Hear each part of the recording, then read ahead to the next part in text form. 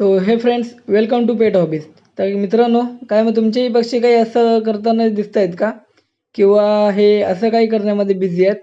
तर मित्रांनो, घाबरायचं कारण नाही. हां, पण जर वेळीच लक्ष नाही दिलं तर नक्की काळजी करावी लागेल.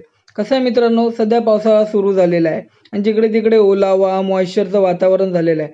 पावसाळ्यामध्ये नक्की होतं काय, की पावसाळ्यामध्ये कसं वातावरण दमट असल्यामुळे हवेमध्ये म्हणजे सगळीकडे मॉइश्चर निर्माण होतं. त्यामुळे काय होतं, बर्ड्समध्ये हा इचिंगचा प्रॉब्लेम कॉमन आहे. पण जर तुम्ही लक्ष नाही दिलं, तर नक्की हे सीरियस होऊ शकतं. कारण ह्याची बेसिक लेव्हलवरती ट्रीटमेंट झाली पाहिजे. कसं आहे, वातावरणाच्या बदलामुळे कसं थंडीमधून गरमीमधून आपण डायरेक्ट पावसाळा सुरू होतो. त्याच्यामुळे कसं आहे, त्यांना पुरेसा सूर्यप्रकाश भेटत नाही. गरमी तशी म्हणजे कडक ऊन असं भेटत नाही आणि पावसाळ्यामध्ये मॉइश्चरमुळे काय होतं, एक फंगल डिसीज जे मी लास्ट टाईम सुद्धा माझ्या व्हिडिओमध्ये बोललो होतो. फंगल डिसीज मोस्ट बोलतो ना जास्त प्रमाणामध्ये होतात.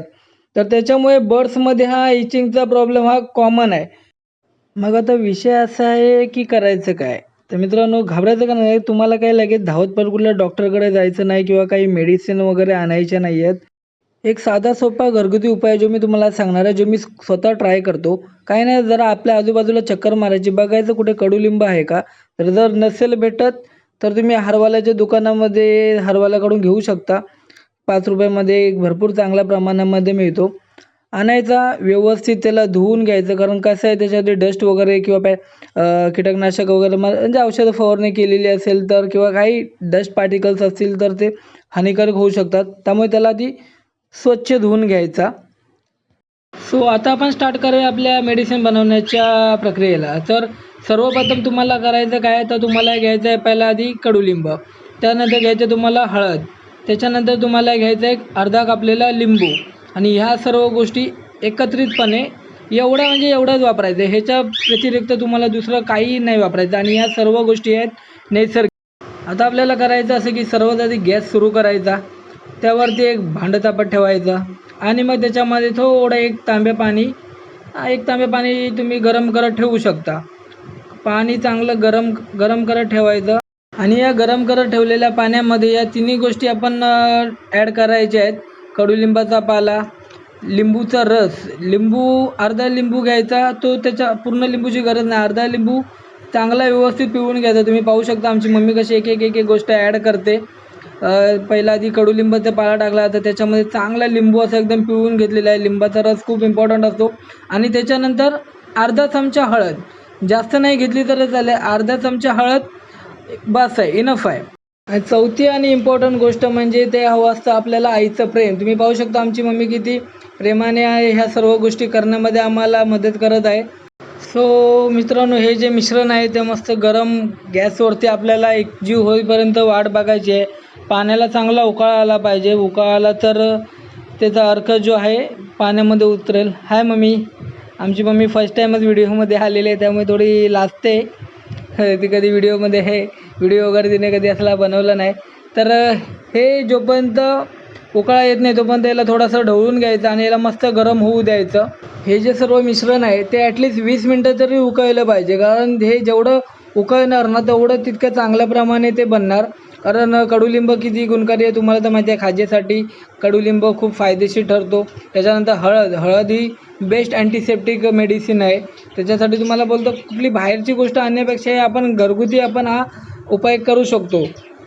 तर आता पाणी मस्त उकळलेलं आहे, तुम्ही पाहू शकता पाण्याचा कलर देखील चेंज होतो आहे.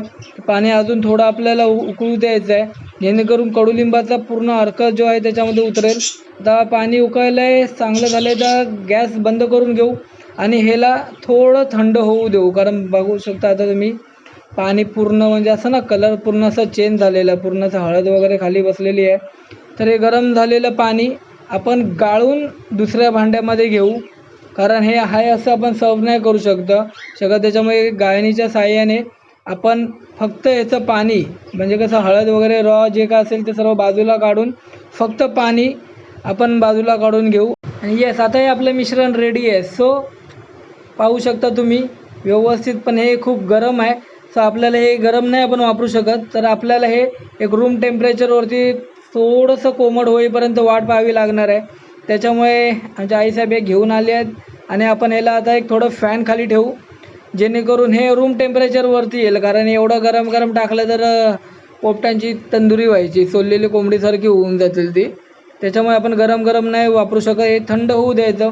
आणि हे थंड झालेलं पाणी आता आपण एका बॉटल स्प्रेअरमध्ये भरून घेतो आहे.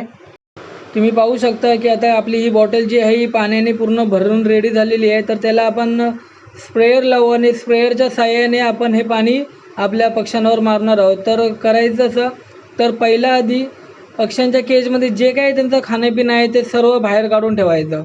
का तर त्याच्यामध्ये ते पाणी जाऊ नये म्हणून, त्यांचे सीडमिक्स भिजून खराब होऊ नये म्हणून. त्यासाठी सर्व आधी त्यांचं जे काय खाणं असेल, कॅल्शियम असेल, जे काय असेल ते सर्व बाहेर काढून घ्यायचं. आणि नंतर मस्त हलक्या हाताने लांबून पक्ष्यांवरती स्प्रे करत जायचं. हे बघा तुम्ही पाहू शकता मी कसं लांबून त्यांच्यावरती स्प्रे करतो. लांबून का करतो आहे, कारण कसं आहे, फेसवरती स्प्रे केलेला कोकाटेल्सला आवडत नाही. एक तुम्ही एक गोष्ट लक्षात ठेवा, कोकाटेलच्या बिहेवियरची एक गोष्ट आहे की त्यांना चेहऱ्यावरती असं स्प्रे केलेला आवडत नाही. तुम्ही जेवढं असं लांबून एकदम मिस्ट बोलतो ना, एकदम फॉगी स्प्रे कराल ना, ते तेवढा जास्त एन्जॉय करतील. तुम्ही पाहू शकता बघा आमचे कोकोट्रिको बघा, तुम्ही पाहू शकता म्हणजे कोको कशी एकदम फॉग एन्जॉय करते, पाण्याचा फवारा तिला. हा जेव्हा बी असा फॉग तिच्या अंगावरती पडतो ना, तिला हे असं आवडतं हे करायला. पाहू शकता तुम्ही कुठे इरिटेट नाही झालेले आपले बर्ड. असंच हलक्या हाताने त्यांच्यावरती स्प्रे करायचं, जेणेकरून बर्ड्स पण ते एन्जॉय करतील, त्यांना कुठली इजा होणार नाही त्यांना. कारण कसं आहे, तोंडावरती स्प्रे केला तर मग म्हणजे कसं, तोंडावरती स्प्रे त्यांच्या डोळ्यात डायरेक्टली त्यांच्या आय कॉन्टॅक्ट नको व्हायला किंवा डायरेक्ट नाकात नको जायला. त्यामुळे असं लांबून लांबून स्प्रे करायचा, जेणेकरून ते पण एन्जॉय करतील. आणि जेवढं तुम्ही, आणि नुसतंच त्यांच्यावरती नाही तर पूर्ण केजवरती, केजच्या ज्या कॉर्नर्स आहेत, कारण कसं आहे याच्यामध्ये छोटे छोटे जर्म्स जे आहेत ते बसू शकतात, बॅक्टेरिया म्हणजे बोलतात माइट्स मेन बनल्या नाही पाहिजे. जर तुमच्या बर्ड्सवरती जर माइट्स लागतात ना, तर ते खूप डेंजर काम होऊ शकतं. त्याच्यामुळे केजसुद्धा डिसइन्फेक्ट होणं खूप इम्पॉर्टंट आहे. त्याच्यामुळे केजमधले जेवढे काही त्यांचे टॉईज असतील, पर्चेस असतील, त्या सर्व केजचे कानाकोपऱ्यावरती स्प्रे व्यवस्थित जेंटली मारून घ्यायचा. बर्ड्सवरती पण मारायचा आहे. बर्ड्स पूर्ण असे भिजले पाहिजेत मस्त, तर त्याचा उपयोग होईल. कारण ही जी गोष्ट आहे ही पूर्ण नॅचरल आहे. आपण जो फॉर्म्युला वापरलेला आहे ह्याच्यामध्ये कोणतेही बोलतात ना केमिकल नाही आहे. आपण काय वापरायचं, कडुलिंब, लिंबू आणि हळद. कडुलिंब, हळद ह्या सर्व गोष्टी जे आहेत ते अँटीफंगल, अँटीसेप्टिक आहेत. आणि हे फंगल डिसीज, जे पावसाळ्यामध्ये जे फंगल डिसीज होतात पक्ष्यांना, ज्याच्यामुळे त्यांना इचिंग होते, तर त्याच्यावरती हे खूप गुणकारी ठरतं. ह्या जो सर्व गोष्टी आहेत, कारण हे सर्व गरम पाण्यातून द्यायचं, त्याचा इफेक्ट चांगला होतो. थंड पाण्यातून दिला तर इश्यू होणार, पण तेवढा इफेक्ट नाही होणार. गरम पाण्याने या गोष्टीचा इफेक्ट चांगला होतो.